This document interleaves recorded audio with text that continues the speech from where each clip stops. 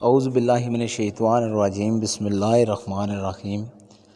دوستو، آج کا سچا واقعہ خلیفہ ہارون رشید کے دور میں ایک ایسے فقیر سے منسوب ہے جو بھیک میں ایک اشرفی لینے کے بعد ایک تھپڑ کھانے کی ضد ضرور کرتا تھا۔ اگر اس کو بھیک کے ساتھ تھپڑ نہیں مارا جاتا تو فقیر اس اشرفی کو بھی قبول کرنے کی معذرت کر لیتا۔ آئیے دوستو، واقعے کی اصل حقیقت جان کر واقعے سے سبق حاصل کرنے کی کوشش کرتے ہیں۔ ہمارا مذہب اسلام ہمیں ایک راہ پر چلنے کے ساتھ ہمیں کسی خوبصورت طور طریقے، رہن سہن، اٹھنا بیٹھنا، غریب، فقیر، محتاج کی مدد کے طریقے اور اسباق بھی سکھاتا ہے، جن پر مسلمان عمل کر کے نہ صرف دنیا بلکہ آخرت بھی سنوار لیتا ہے۔ مسلمان کے نیک اعمال کرنے پر اللہ اور اس کے نبی کریم صلی اللہ علیہ وآلہ وسلم راضی ہوتے ہیں، مگر دوستو انسان ناشکرا ہے اور اس ناشکری کی سزا اسے تب ملتی ہے جب وہ مہربان رب کی مقرر کی ہوئی حدوں کو کراس کرتا ہے۔ خلیفہ ہارون رشید اور اندھا فقیر۔ پیارے ساتھیوں، خلیفہ ہارون رشید کا شمار دور ماضی کے ان نیک اور ذمہ داران خلیفہ میں کیا جاتا ہے جنہوں نے اپنی رعایا کے لیے اپنے اور اپنے وزراء امراء کو نیندوں تک کو ختم کر دیا تھا۔ رات کے پچھلے پہر خود بغداد کی گلیوں میں گشت کرنا، لوگوں کے چپکے مسائل دریافت کرنا اور ان کو حل کرنا ان کی دلی خواہش کا سبب بنتا تھا۔ دوستو، ایک رات خلیفہ اپنے ایک انتہائی بھروسے مند وزیر کے انتظار میں بیٹھے گہری سوچ کے سمندر میں غوطہ زن تھے۔ اتنے میں وزیر خلیفہ راستے سے داخل ہوا۔ عالی جاں، میں نے آپ کو آج تک ایسی سوچوں میں پہلے گم کبھی نہیں دیکھا۔ لیکن وزیر کے اس سوال کا کوئی جواب خلیفہ نے نہ دیا۔ خلیفہ کی خاموشی کو دیکھ کر وزیر نے دھیمے لہجے میں، عالی جاں، میں گستاخی کی معافی چاہتا ہوں۔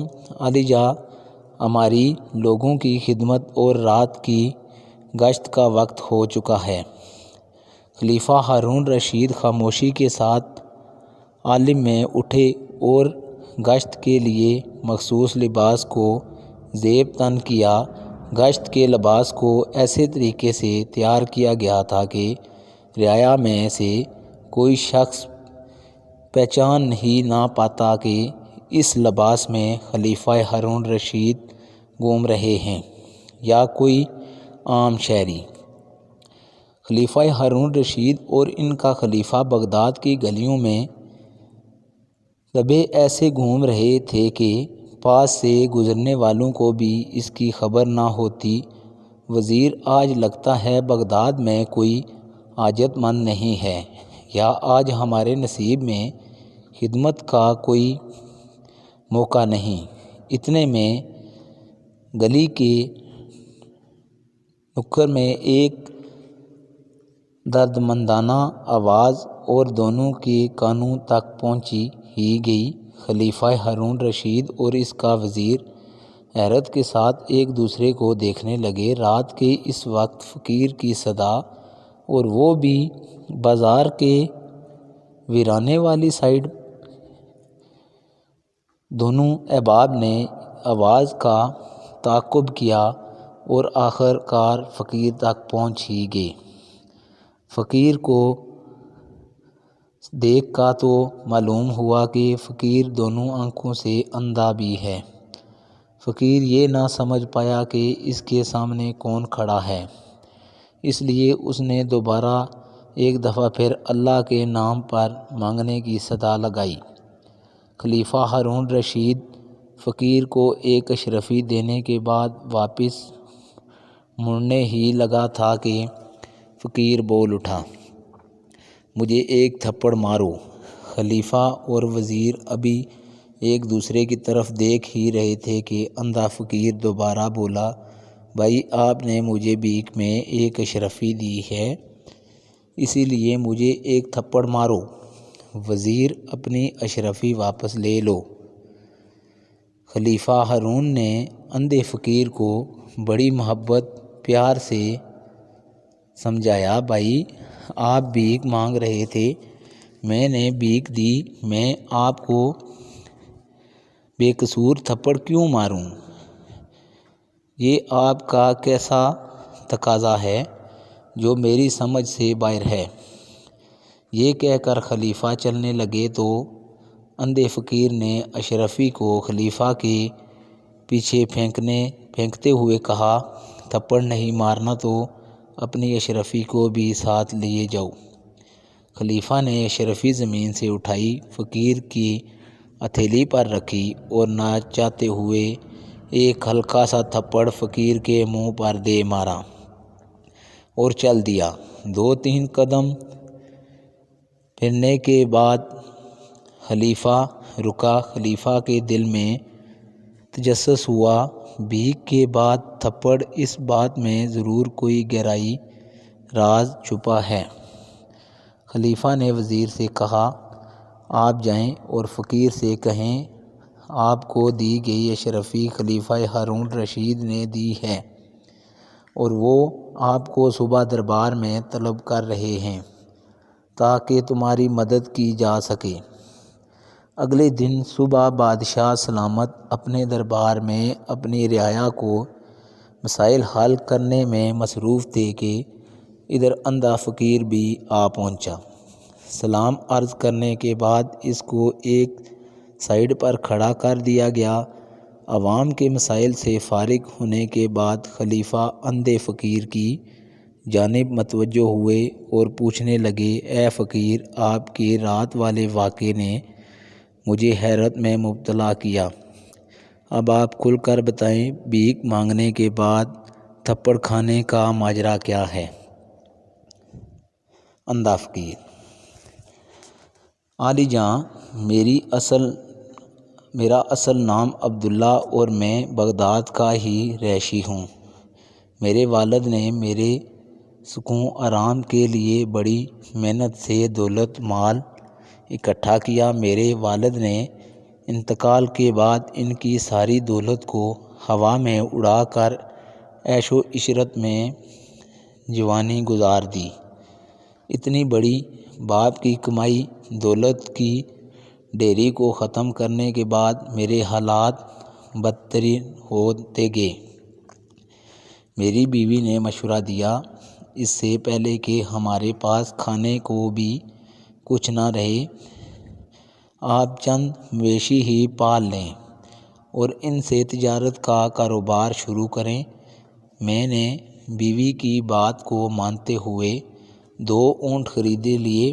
ان کی خوب خدمت تارت کرنے، ان کے کھانا پینا سب کچھ اپنی اولاد کی طرح سمجھ کر کرتا۔ میرے رب مجھے اندھیروں سے نکال کر ایک مرتبہ پھر روشنی میں کھڑا کر دیا تھا۔ لوگوں کا اعتماد مجھ پر کافی بڑھ گیا تھا۔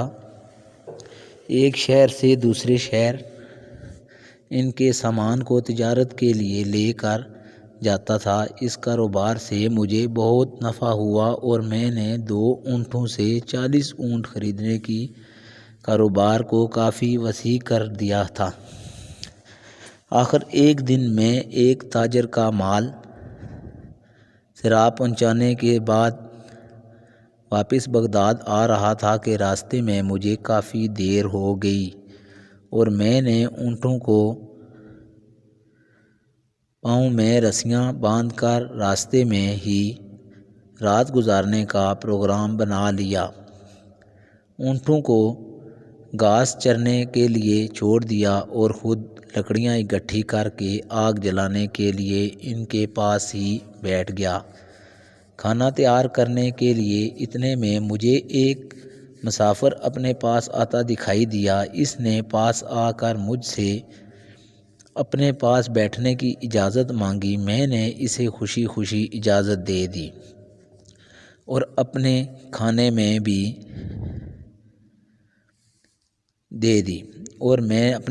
میں بھی شریک کر لیا۔ اس کا حلیہ دیکھنے پر درویش جیسا لگتا تھا۔ گپ شپ کا مسئلہ چلتا رہا۔ باتوں باتوں میں بزرگ کہنے لگے، میں یہاں قریب کی پہاڑی میں رہتا ہوں۔ انہی پہاڑوں میں ایک غار کے اندر بہت قیمتی اور کثیر تعداد میں خزانہ دفن ہے۔ اتنا خزانہ کہ تم صرف چند اونٹوں پر ہی لادو تو تمہاری 7 نسلوں میں بھی وہ خزانہ ختم نہ ہو۔ اس کی بات کو سن کر میرے دل میں لالچ پیدا ہوا اور تھوڑا تھوڑا شک بھی اٹھا کہ پہاڑوں میں اتنا خزانہ کیوں دفن کر سکتا ہے۔ بہرحال میں نے لالچ کے مارے حامی بھر لی۔ درویش نے خزانے تک لے جانے کی شرط 40 میں سے 20 اونٹ لینے کی رکھی، جو میں نے قبول کر لی۔ صبح ہوتے ہی درویش مجھے پہاڑوں میں ایک درہ نما جگہ پر لے گیا۔ درویش نے مجھے ایک سائیڈ پر کھڑا کیا اور لکڑیاں اکٹھی کر کے آگ جلانے لگا۔ کچھ بڑا شروع کیا۔ اپنی جیب سے ایک ڈبیا نکالی، اس سے کچھ نما چیز نکال کر جھونکی، آگ پر پھینکی۔ آگ سے دھواں اٹھنے کے بعد غار کا منہ کھل گیا۔ اتنا زیادہ خزانہ دیکھ کر میں خود پر یقین ہی نہ کر پا رہا تھا کہ میرا شک یقین میں اور میرا لالچ مزید طول پکڑ گیا۔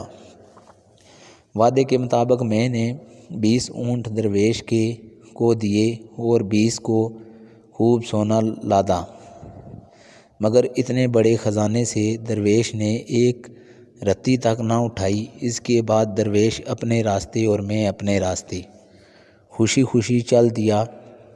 تھوڑا دور آیا تو میرے اندر کے لالچ نے ایک مرتبہ پھر انگڑائی لی۔ وہ ٹھہرا، بوڑھا درویش 20 اونٹ کہاں سنبھال پائے گا؟ میں نے اپنے قافلے سے گھوڑا نکالا اور درویش کو راستے میں پکڑ لیا۔